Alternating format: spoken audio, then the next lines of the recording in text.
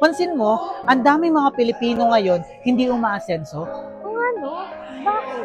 As we Pilipino, pinalaki tayo ng magulang natin sa sariling atin. Atin? Oo, atin. Sabi ng magulang natin, anak, aral ka mabuti. Para pag nakapagtapos ka ng pag-aaral, hanap ka magandang. Trabaho. Para kapag nakapagtrabaho ka, doon ka mag-start Ipon? Para kapag nakapag-ipon ka, doon ka na magpapatay ng sarili mong. Negosyo. O, tama. Pero, lahat ba ng tao nakapag-aral?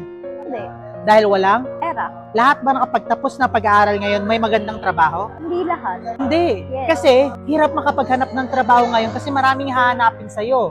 Requirement, college graduate, matalino, high credential, connection ka. Pero what if wala kang nun lahat? Mahihirapan ka makapaghanap ng trabaho. Yes. Lahat ba na may trabaho ngayon, may mga ipon? Hindi lahat may ipon. Bakit? Kasi nga, yung sahod nila, kasya lang sa pang-araw-araw na gastusin. Pag na-short ka, anong gagawin mo? Mangutang. Utang talaga. Yes. Kung may maiipon ka man, ano? Utang.